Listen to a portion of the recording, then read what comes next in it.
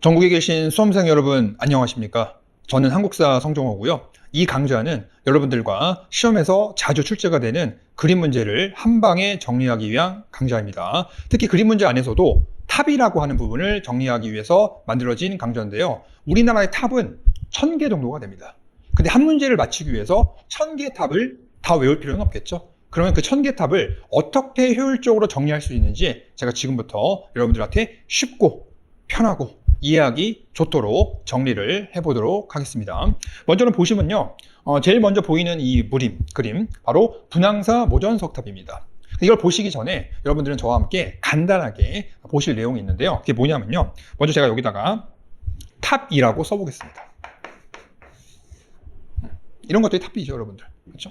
경주나 이런 데 가면은 탑 같은 걸 또 많이 볼 수 있지 않습니까? 근데 탑이라는 것은 어떤 걸 보관하냐면요. 탑 안에다가 부처님 말씀이라고 하는 불경을 보관한다든지 아니면 부처님 몸에서 나온 사리를 보관한다든지 하는 것입니다. 그렇기 때문에 탑이라는 것은 곧 부처를 상징한다고 볼 수가 있겠죠. 탑이 곧 부처인 거죠. 그렇죠? 그러면은 이 부처를 우리가 어디 가면 볼 수 있죠?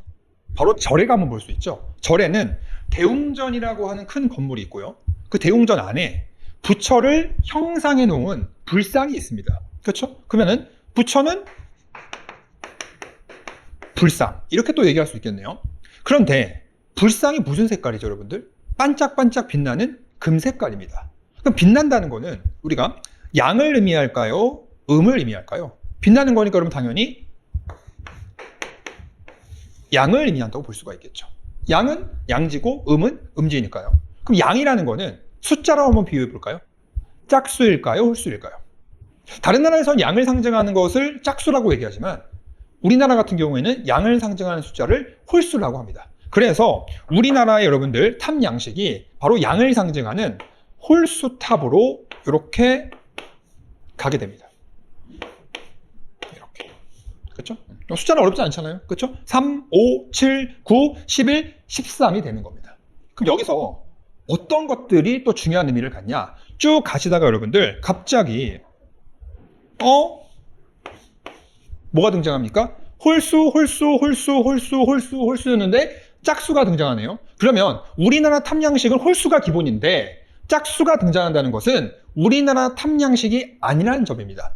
이것은 여러분 제가 나중에 그림과 함께 말씀을 드리겠지만 이거는 중국의 원나라 스타일입니다. 왜? 홀수가 아니기 때문이죠. 짝수이기 때문인 거죠. 그럼 여러분들 지금 보고 있는 분황사 모전석탑 얘는 어떻게 풀어야 될까요? 자, 이렇게 간다고 말씀을 드렸죠. 그럼 구분을 해볼까요?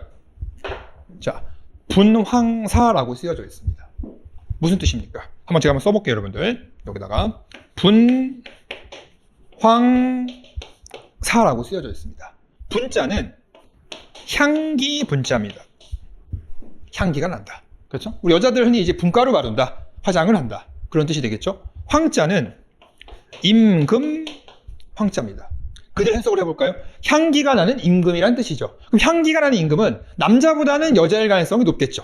그럼 누가 있습니까? 바로 신라의 무슨 여왕? 선덕 여왕이 있는 거죠. 그래서 분황사 모전석탑은 시험 문제에서 보기 중에서 신라를 체크하시거나 아니면 선덕 여왕을 체크하시면 정답이 되겠죠. 그래서 그렇게 우리가 쉽게 암기를 많이 하지 않고 문제를 풀 수가 있다는 점입니다. 그래서 삼국시대에 있는 탑 중에서 가장 중요한 탑은 바로 요겁니다. 그렇죠? 이렇게 하나 체크하시면 되겠고요. 자, 이제 그 다음에 여러분들 문화재 한번 볼까요? 자, 그 다음 문화재는 우리가 많이 봤던 겁니다. 경주 불국사에 가면요. 다보탑과 석가탑이 있는데 다보탑 말고 그 옆에 있는 석가탑이 2탑이고요. 다른 말로는 불국사 3층 석탑이라고 얘기도 하죠. 그렇죠? 우리는 흔히 석가탑이라고도 얘기를 많이 하는데 여러분들 뭐 여담이지만 충수를 세는 것은 여기서 하나, 둘, 셋 이렇게 셀 수도 있죠. 근데 문제는 그런 걸 묻지는 않으니까요. 중요한 거는 3층이라는 말이 표현돼요. 그럼 3이 나왔다. 여기 보이십니까? 3.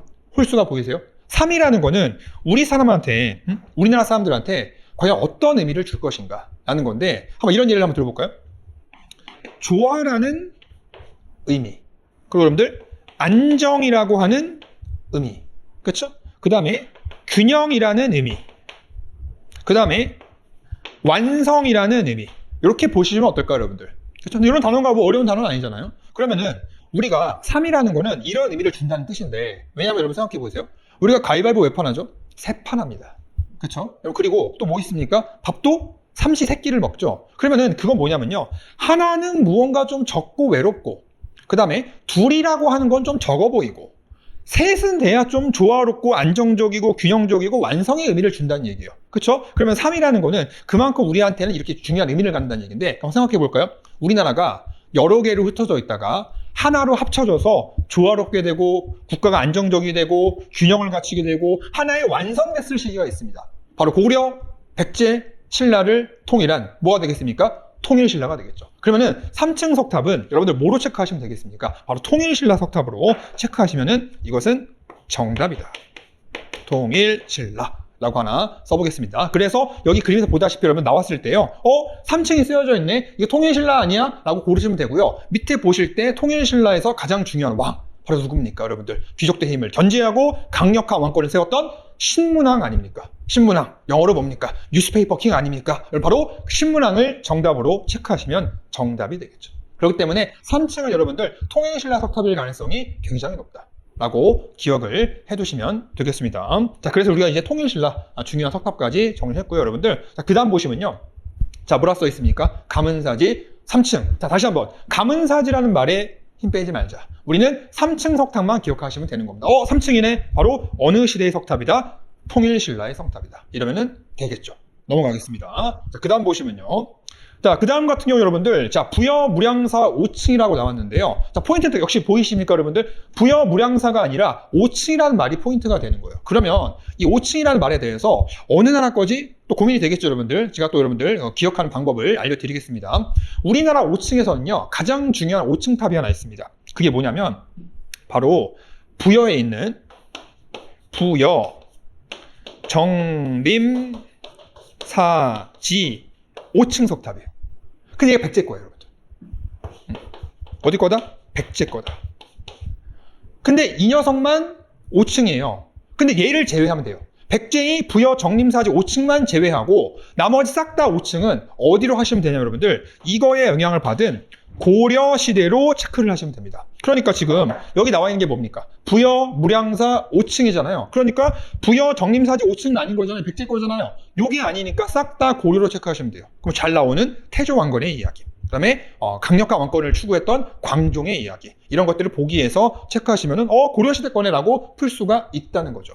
그렇죠? 그리고 또 하나 볼 수 있는 5층이 이런 거가 되지 않을까요? 바로 개성 불일사 5층 석탑인데, 역시 개성 불일사라는 말에 우리가 힘 뺄 필요가 없다. 그냥 5층만 기억하시면은 선생님이 그랬는데 부여 정림사지 5층만 백제 거고 나머지 5층은 싹 다 고려 거라고 말씀하셨는데, 맞습니다. 고려 체크하시면 되는 거죠. 그래서 우리가 숫자만 보더라도 이게 어느 나라의 탑인지를 우리가 충분히 유추할 수 있다는 점 다시 한번 기억해 두시고요. 자, 그 다음 문화재 한번 보겠습니다. 자, 그 다음 문화재 여러분들, 경천사지 10층이죠. 근데 여러분 여기서 또 한번 제가 강조하는 거, 경천사지란 말에 우리가 근장하지 말자. 너무 힘 빼지 말자. 포인트는 뭐다? 이 숫자라는 얘기예요. 10층이죠. 자, 보십시오. 드디어 나왔습니다. 홀수, 홀수, 홀수, 홀수인데 뭐가 나왔습니까? 짝수가 나왔네요. 그럼 우리나라 고유의 탐양식은 홀수인데 짝수가 나왔다는 것은 우리나라 고유의 탐양식이 아니라는 점이죠. 그래서 얘는 여러분들 바로 중국의 원나라 스타일이에요. 자, 고려가 우리 역사에서 가장 많은 이민족의 침입을 받지 않았습니까? 그쵸? 근데 그때 고려 후기가 되면 몽골의 침략으로부터 고려 정부가 항복을 하게 되고 원간섭기로 들어가게 되잖아요. 그러니까 이것은 고려 후기에 나오는 탑이라는 얘기예요. 그쵸? 그래서 경천사지 10층 석탑은 바로 원간섭기 때 원나라의 영향을 받은 탑이다. 이렇게 기억을 하시면 되는 거죠. 그렇죠? 그리고 이제 마지막 남은 탑이 조선시대 탑 요것도 하나 남은 겁니다. 바로 뭡니까? 원각사지 10층 석탑인데요. 얘도 10층이잖아요, 여러분들. 그렇죠? 근데 간단한 겁니다. 방금 배웠던 경천사지 10층 석탑에 이렇게 영향을 받아서 세조 때, 조선 세조 때 이렇게 원각사지 10층 석탑으로 이어지게 되는 거야. 그래서 조선시대 석탑은 요거 하나만 기억하시면 되는 겁니다. 그 이게 나왔을 때 조선시대 왕들에서 태조 이성기라든지 세종대왕이라든지 그런 보기들을 정답으로 체크하시면은 조선시대와 관련된 문화재로서 딱 정답이 되겠죠. 여기까지가 여러분들 바로 우리가 수능에서 자주 출제가 되는 그림 문제 정리하는 강좌였습니다, 여러분들. 여러분 숫자로 우리가 충분히 이 1000개의 탑을 우리가 공부하고 유출할 수 있다 보니까 이 강좌만 여러분들 아주 자세히 끝까지 잘만 들으셨어도 한 문제 충분히 맞출 수 있었을 겁니다, 여러분들. 저 다음 시간에 더 유익한 강좌를 갖고 여러분들한테 찾아뵙도록 하겠습니다. 자, 수고하셨습니다.